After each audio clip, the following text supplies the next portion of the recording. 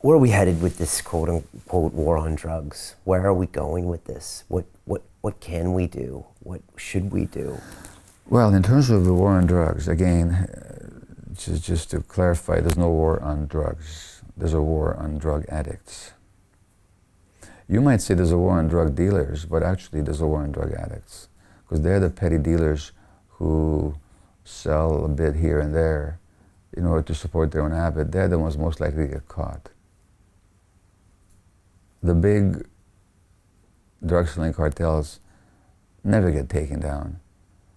Some of their leaders get taken down, or they get killed by one another, but that corporate structure never gets taken down any more than the corporate structure of it's such a little shadow never gets taken down either.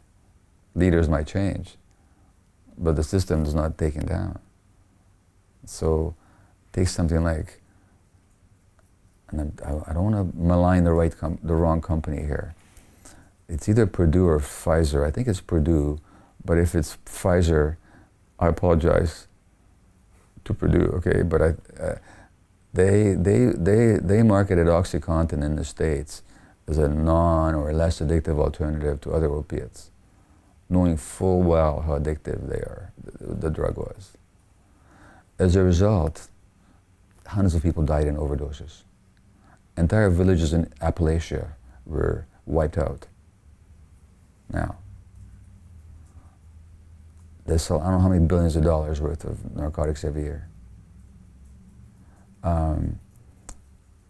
A crusading district attorney somewhere in the States actually went after them for this subterfuge, this little innocent subterfuge that killed that many people and destroyed I don't know how many lives.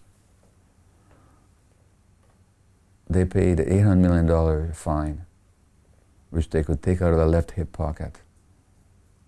Nobody went to jail. Nobody. Now, if you sell an ounce of heroin in the streets of London, you're going to go to jail. So, what war on drugs are we talking about? First of all, you know. And there's no end to sight in that. There's no end to sight. Now, is there no rational solution? Yes, there is. So, first of all, we decriminalize the possession of drugs for personal use, as has been done in Portugal. And all they've seen is a slight reduction in drug use, no increase at all. And a lot more people in treatment, and much less criminality around drugs. Number one. Number two, here in the UK, you've had successful clinics that, just as we do have one in Vancouver, where people are prescribed and administered, or not administered, but self-administered heroin. Pure heroin, not adulterated by fentanyl, which in North America is killing dozens of people every day now. Yeah, how bad is that? Well, it's terrible. You know, the fentanyl is 100 times as powerful as heroin or as morphine, and so therefore it takes very little bit to kill you. Now, what if we actually prescribe pure heroin to people under supervision? They would be dying of overdoses.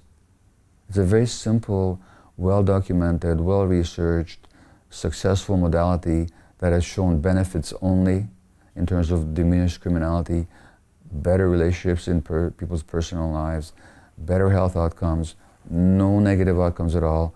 It's been demonstrated here, demonstrated in Switzerland, demonstrated in Holland now, demonstrated in Vancouver. Why aren't we doing it? You know, so that we could decriminalize for personal possession, not legalize. I don't say legalize. I don't mean sell in corner stores like cigarettes, yeah, which are, by the way, far more health damaging than heroin is,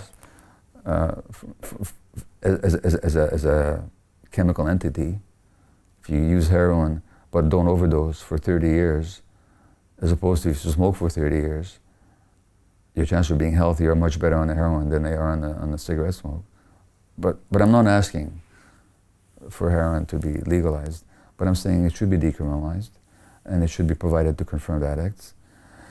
And then we need to bring a trauma-informed perspective into the treatment of addiction, so that we don't just try and get people off their drugs or off their behaviors, but to actually heal the trauma. You found quite spontaneously that when you identified your trauma, and found some healing for it, your addictive behavior evaporated. You no longer had to indulge in it. So what if that was generally understood? That would be powerful. It'd be powerful, and you know, yes, it would mean that. And yet the world has a whole lot of raft of hang-ups about psychedelics because of the 60s and 70s as well. So, well, they have the hang-up with psychedelics, some for legitimate reasons, because it was misused and overused and used inappropriately by a lot of people in the 60s, still can be. mm-hmm. But mostly it's the Western arrogance that we have nothing to learn from indigenous peoples, and after all, ayahuasca is an indigenous plant modality. Also, the Western addiction to the left-sided rational brain, which just refuses to see the whole picture, which surely includes people's emotional and spiritual sides as well. We don't recognize that in Western thinking. And then what I said about the resistance to dealing with trauma. So these are severe handicaps that limit our openness to other ways of looking at things. Continue watching this fascinating conversation for free by clicking on the link below to visit our website, learn from the best minds in the world, and connect with a community of passionate people building the best versions of themselves. Just click on the link below, and I'll see you on the inside.